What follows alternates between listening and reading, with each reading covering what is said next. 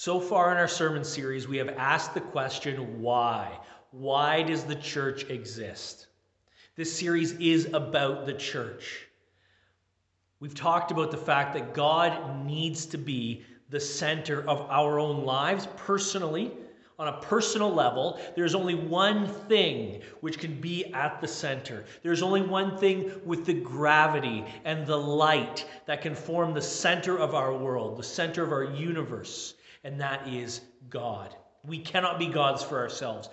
Without him at the center, we spin off into space. Without him at the center, there is no light and life for us, and we wither and perish. That is what brings death into the world, that separation from God. Sin brings death. And sin's root is the fact that we would be gods for ourselves, not allow him to be God. We heard in our first message that God is worthy of our worship. He deserves to be at the center of our universe. He is the point of reference for everything else. What's good, what's bad, what's right, what's wrong, what's beautiful, what's ugly. God is the center, the point of reference and reference. He is worthy of being at the center. And then we talked about the fact that we were made to point to him. In the children's message, I said, we were created, the church was created to say, wow, isn't God amazing?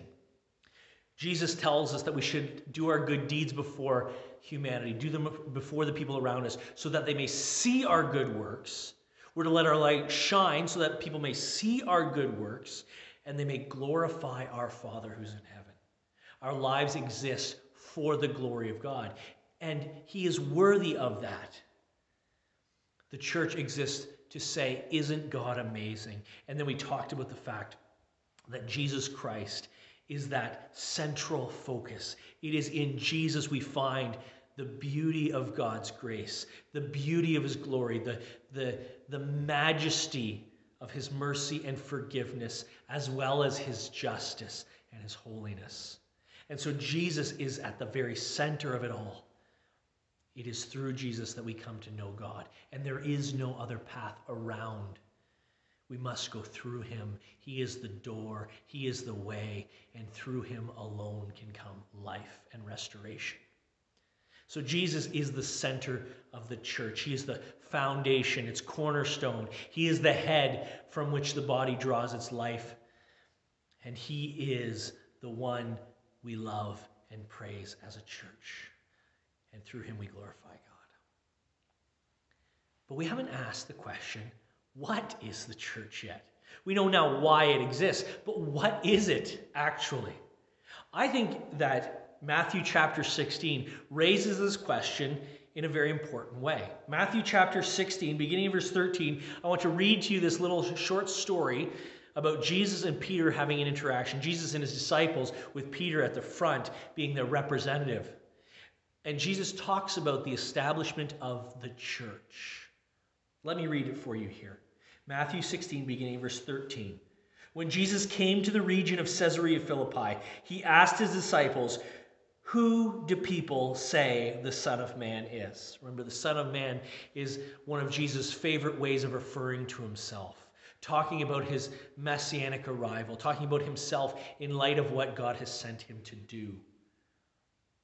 They replied, some say John the Baptist, others say Elijah, and still others Jeremiah, one of the prophets. But what about you? Jesus asked. Who do you say that I am? Simon Peter answered, you are the Christ, the Son of the living God. Jesus replied, blessed are you, Simon, son of Jonah, for this was not revealed to you by man, but by my Father in heaven. And I tell you, you are Peter, and on this rock I will build my church, and the gates of Hades will not overcome it. I will give you the keys of the kingdom of heaven. Whatever you bind on earth will be bound in heaven, and whatever you loose on earth will be loosed in heaven.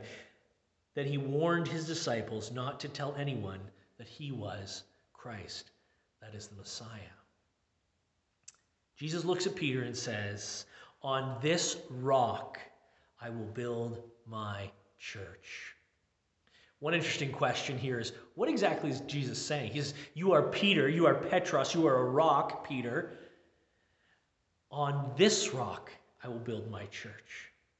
I have covered this in a message we did a few years ago, how we read this passage and come to understand what Jesus is talking about. Maybe I can point you back there if you want to explore that issue a little bit more. But what about the other side of that question?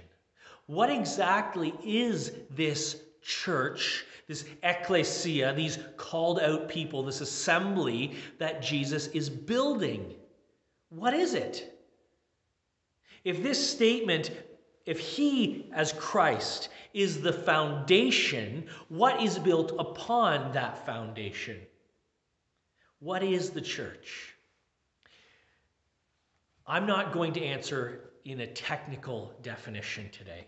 I want to give a short statement that will help us think about the church.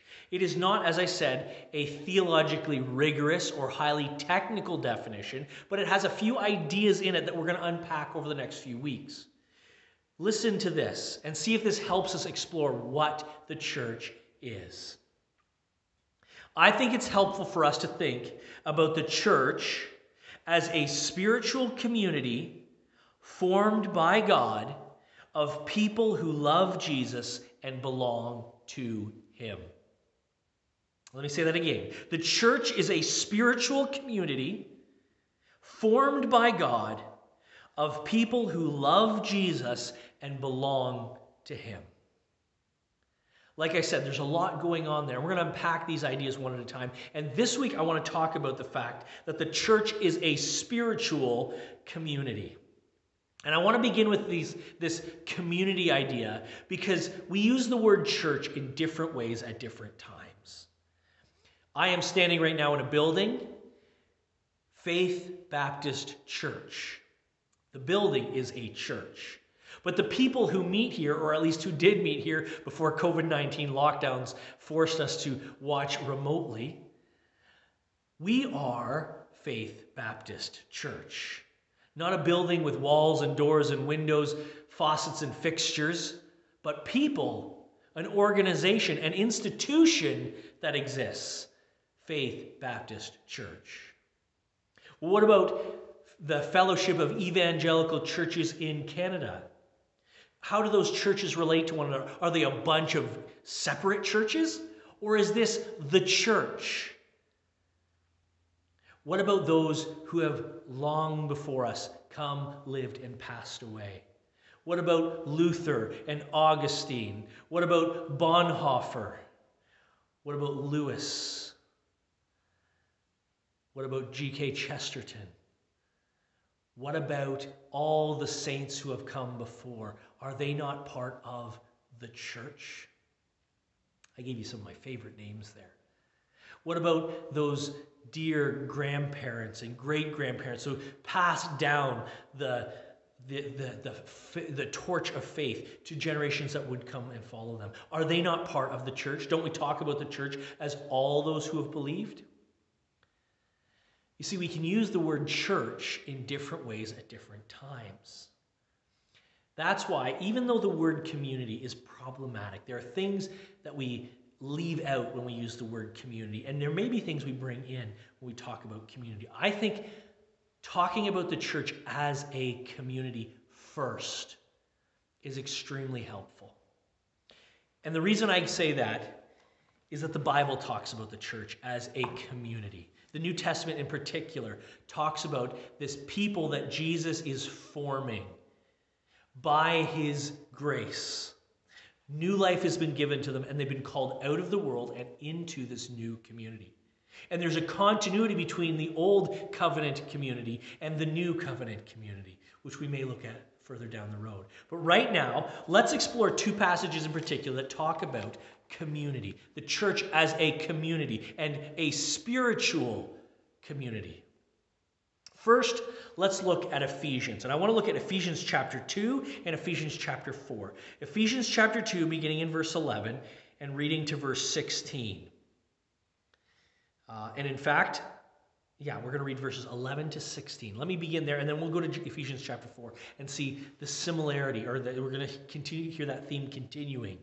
the community, the spiritual community that God is forming of those who love Jesus and belong to him. Ephesians chapter 2, verse 11 and following. Therefore, remember that formerly you who are Gentiles by birth and called uncircumcised by those who call themselves the circumcision, that done in the body by the hands of men. Remember that at that time you were separate from Christ, excluded from citizenship in Israel, and foreigners to the covenants of the promise, without hope and without God in the world.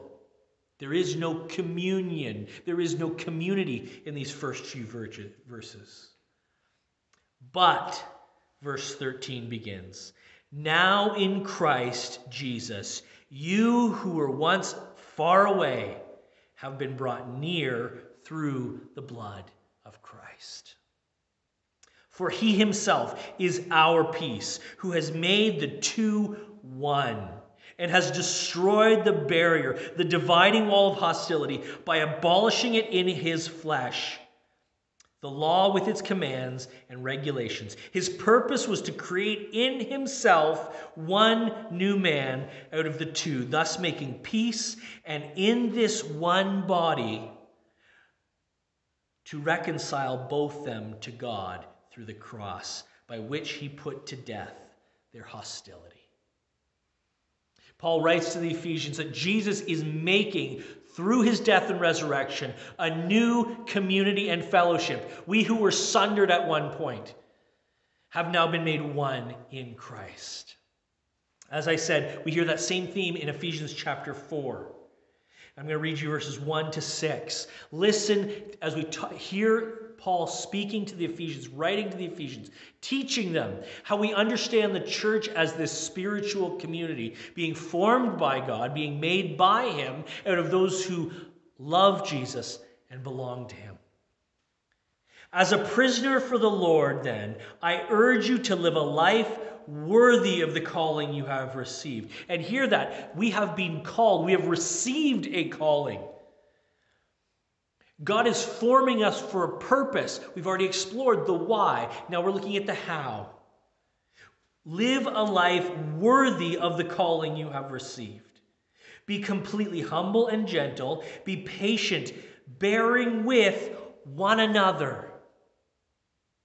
Bearing with one another in love. Make every effort to keep the unity of the Spirit through the bond of peace. The church is a spiritual community bound together by the Spirit of God. That Spirit that Jesus promised the Father would send to point us to him and through him to the Father. There is one body, Paul continues, and one Spirit, just as you were called to one hope when you were called. One Lord, one faith, one baptism, one God and Father of all, who is over all and through all and in all. The church is a spiritual community. The church is formed by God, and it is made up of those who love Jesus and belong to him. The reason I begin with this idea of community, and we're going to see it again in 1 Corinthians chapter 12 in just a moment.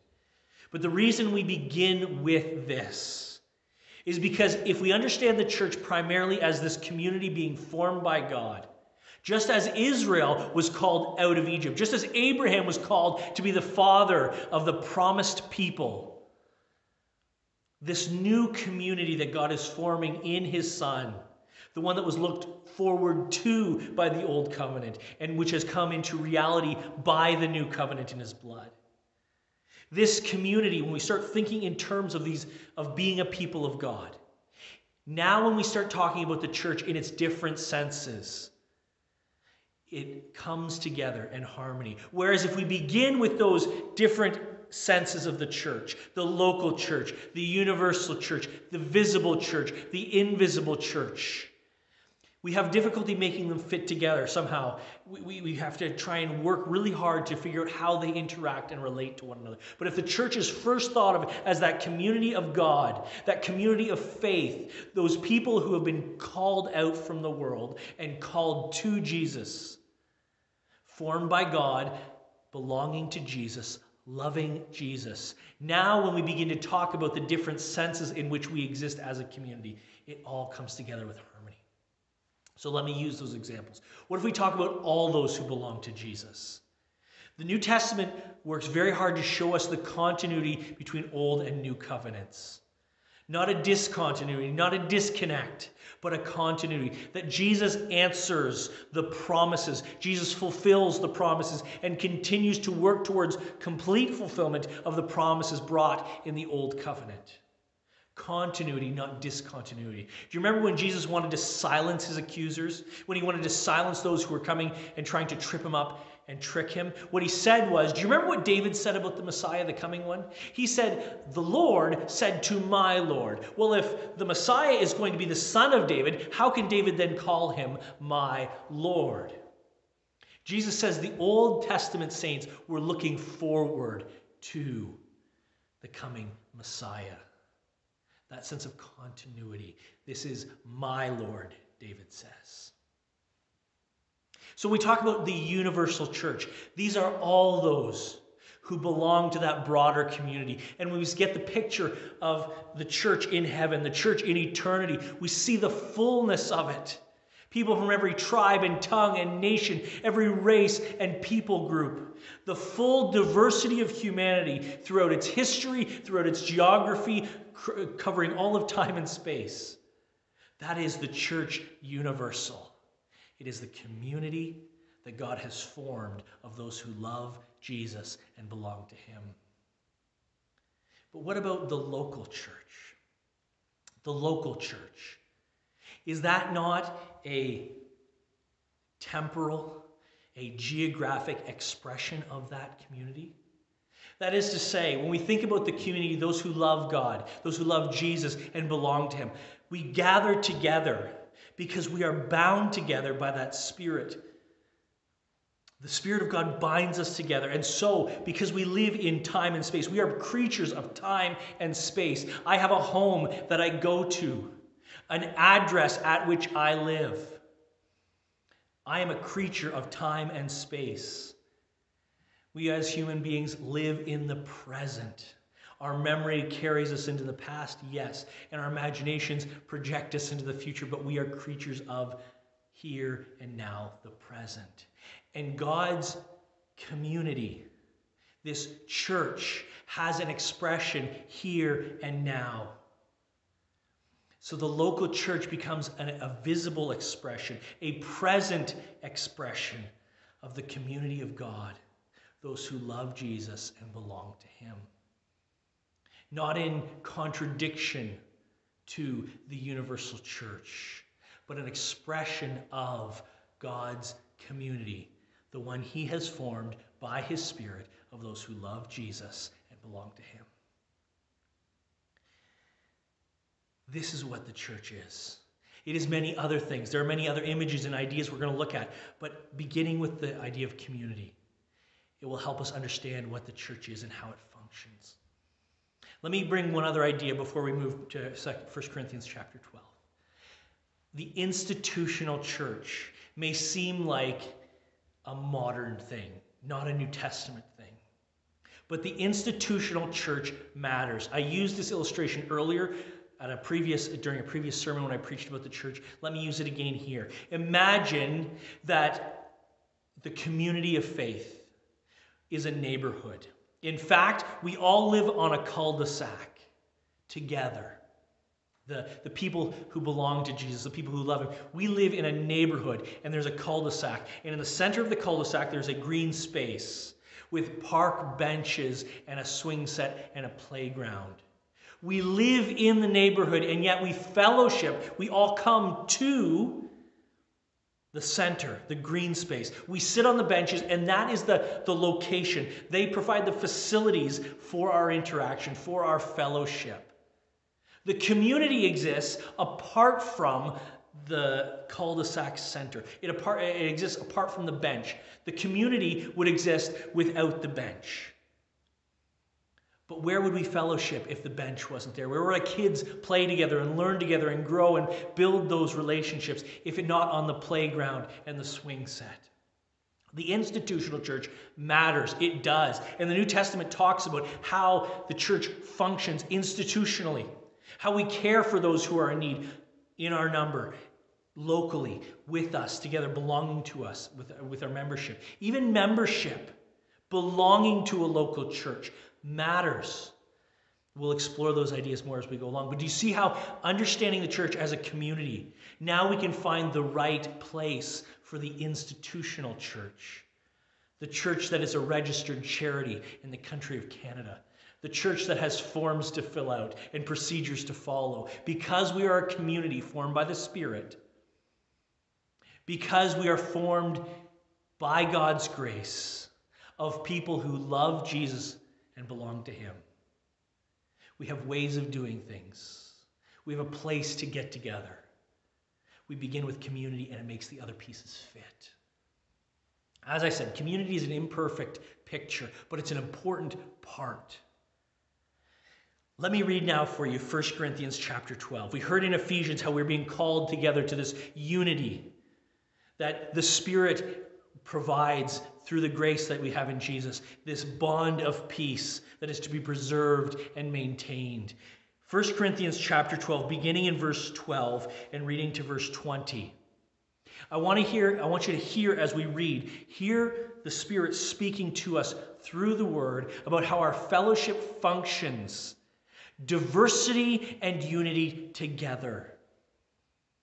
And I want us to come now as we bring this message to a close, to the recognition that we need one another. Christianity does not exist in an individual sense. It exists as individuals are called out and into the community of faith, this church that God is building on the foundation of Christ. You need the church, and the church needs you. 1 Corinthians chapter 12, beginning in verse 12, reading to 20. The body is a unit, though it is made up of many parts. Though all its parts are many, they form one body. So it is with Christ. For we are all baptized by one Spirit into one body. The spiritual community formed by God. Whether Jews or Greeks, slaves or free, and yet we were all given one Spirit to drink. Now, the body is not made up of one part, but many. If the foot should say, because I am not a hand, I do not belong to the body, it would not for that reason cease to be part of the body. And if the ear should say, because I am not an eye, I do not belong to the body, it would not for that reason cease to be a part of the body. If the whole body were an eye, where would the sense of hearing be? If the whole body were an ear, where would the sense of smell be? But in fact, God has arranged the parts of the body, every one of them just as He wanted them to be. The spiritual community formed by God of those who love Jesus and belong to Him. If they were all one part, where would the body be? As it is, there are many parts, but one body. The Christian faith is predicated on the idea of coming to salvation. This, you are saved by grace in Jesus Christ, carries with it the idea that coming to faith, carries with it the idea that belonging to Jesus immediately connects you with a group of people, a community of people who also belong to Him and who also love Him. That you have been chosen by God the Father, and through the ministry of the Spirit, you have become part of something bigger. There is no individual Christianity. We are individually part of something bigger. We are part of Christ's body. Because the church is a community, a spiritual community. A spiritual community built by God, and it is built from those who love Jesus and belong to him. I encourage you to read 1 Corinthians 12 to 20 again, and listen to what you are being called to in this passage. For some of you, you will feel like you are on the outside looking in. If you do not feel like you belong, it is possible that you do not belong to Jesus and you do not love him. One of the realities of the visible church, of the local church, is that there are those who come alongside, those who come and join us week after week in the pews or the chairs at our events and our services, and they have never really put their trust in Jesus. They've never really understood the message of the gospel. In fact, what we find in the New Testament, in the earliest days of the church, that there were those who saw the Christian community and liked what was going on there. They heard the gospel message. They heard the message about Jesus Christ, but they never really bought in. They never really put their trust in Jesus. And we see the tragic consequences of thinking that somehow you could buy the power of the Spirit of God with money, or you could somehow leverage your worth or your value or your position or your authority into a position of authority within the covenant community of faith, this church that Jesus is building. And they tragically miss that fact. And it is possible for people to attend church year after year, week after week, to have heard the gospel since they were knee-high to their grandparents who brought them so faithfully, and yet never really heard it, never really believed, never really loved Christ, who is at its center. It's possible as you read that idea of belonging that the reason you don't feel it is because you've never really come to Jesus and given him your trust, your heart, your all. If that's the case, go back to the gospel and read his tender love for you. Go do it. The shepherd who went out to seek and to save. The one who went to find the lost and heal the sick, to bind up the brokenhearted, to set the captives free. He loves you. And as we read in Ephesians, he longs to make the estranged sinner a son or daughter of God. But there are also times when those of us who do belong, we feel disconnected. Maybe there's a dysfunction within that local church family. It's true. We don't always love one another as we ought. How can you become part of the unity God desires in his community? Those who love Jesus and belong to him. How are you working to preserve that unity of the bond of peace that Paul talked about in Ephesians? How do you fit as part of the body? Are you one of the peacemakers that brings the eye and the ear back together so they work hand in hand? Pardon the confusion of the metaphor, the mixed metaphor. But how are you part of what God is doing within your community? Are you thankful for that community? Are you thankful for the ones who call you from time to time? Are you thankful for the ones who are praying for you? I guarantee you, if you are part of this church, Faith Baptist Church, I guarantee you there are people praying for you. I know there are. And finally, do you recognize that you need us? You do. There's an old expression that says, no man is an island. And it's true. We need one another. I was fascinated by those early church leaders who went off into the wilderness. Those ascetics who said, I am casting off the comforts of this world so that I can devote myself entirely to pursuing God. I find them fascinating. But if you run off into the desert, if you cut yourself off from the community of faith, does this passage of Scripture not indict you? We need one another because the church is a spiritual community that God has chosen to build from those who love Jesus and belong to him. I pray that God will work into us, into our hearts, what this means for us today. The church is facing difficult days ahead.